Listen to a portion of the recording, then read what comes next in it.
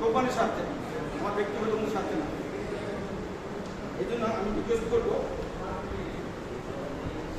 যে এই কোম্পানিতে আজকে জুলাই 1 তারিখ থেকে আপনাদের লিস্ট রাখতে হবে। মিনিমাম 10 দিন অবজারভেশনের পরে আপনার ডিরেক্টর হিসেবে প্রত্যেকেই বছরে একবার প্রফিট পাবেন না? পাবেন তো? 12 মাসে 12টা বোনাস পাবেন, ইয়ারলি প্রফিট পাবেন, 12 মাসে 12টা বোনাস পাবেন। আবার আল্লাহ যদি চায় আমাদের 100 জনের নামে একটা চুক্তিপত্র হচ্ছে, রেজলিউশন হচ্ছে, সেখানে 7 কাটার একটা কোম্পানি থেকে দেবে, এটা সময় মতো পেয়ে যাবে, আর কিছু দরকার নেই। আপনি যদি হয় যে আমার ফুল টাইম পার্ট টাইম সময় নেই, তাহলে ওকে আপনি শুধু মিটিংয়ে আসতে হবে, 3 মাস পর বা 2 মাস পর ডিরেক্টর মিটিংয়ে আসতে হবে। কিন্তু এই ইয়ারলি প্রফিট, মান্থলি বোনাস এবং ভবিষ্যতে যে সম্পদ পাচ্ছেন, এবং আপনি এখন 5 লাখ টাকার ডিরেক্টর হিসেবে এক সময় 5 কোটি টাকা হয়ে যাবে, এটাও আপনার, এটাকে বাদ দিতে পারবে না। এরপরও যদি মনে করেন যে না, কোম্পানিতে আমি পার্ট টাইম সময় সহ মার্কেটিংয়ের একটা কমিশন, একটা স্যালারি বা আরও সুযোগ আপনার দরকার, কারণ আপনার এই মূল্যবান সময় কোনো না কোনো কাজে তো ব্যয় করতেই হবে।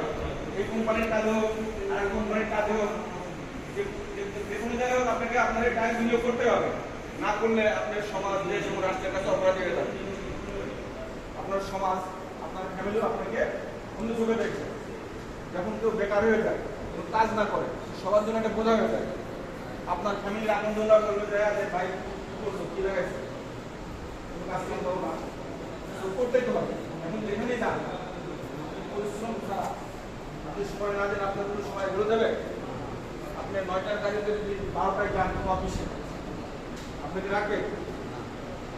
আমরা এখন যে কথা বলছি সেটা হচ্ছে স্টাফ হিসাবে, মালিক হিসাবে সব পেয়ে গেছেন, আমি স্টাফ। আমি যখন ডিরেক্টরের কাছে, যখন আমি মালিক, আপনারা মালিক। আর আমি যখন ম্যানেজিং ডিরেক্টর, যখন আমি স্টাফ, খেলাযুক্ত কর্মচারী। বুঝলেন কিনা? ঠিক তেমনই আপনারা যখন মার্কেটিংয়ের দায়িত্ব হারিয়ে নেবেন, যখন এই ডিপার্টমেন্টে পার্ট টাইম বা ফুল টাইমে নাম লাগাবেন, তখন আপনারা স্টাফ হয়ে যাবেন। তখন আপনার জব দিতা, প্রতিদিনে জব দিতে চলে আসবেন।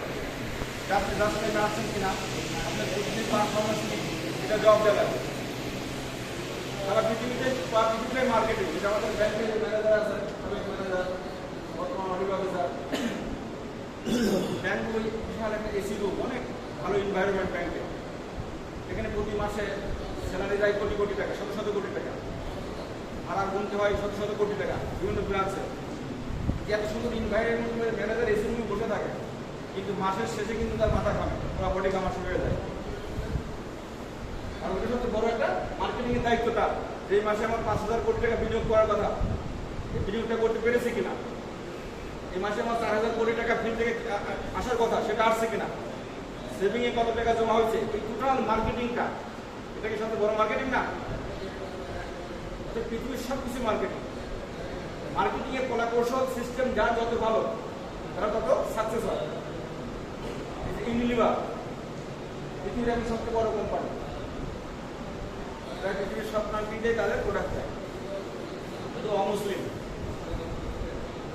বাট তাদের মার্কেটিং কৌশলগুলো অনেক স্ট্রং। এই কারণে আমরা এই প্রোডাক্ট প্রত্যাহার করার পরেও আমাদের মনের অজান্তেই প্রচুর প্রোডাক্ট আমাদের ফ্যামিলির মধ্যে চলে যাচ্ছে।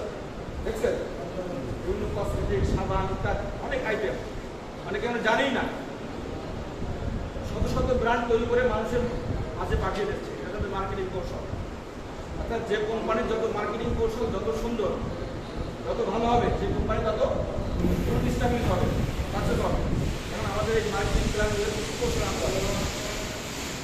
যেমন ধরেন একটা কমন জিনিস, তার নাম কি যেন সাউন্ড ব্যাগ।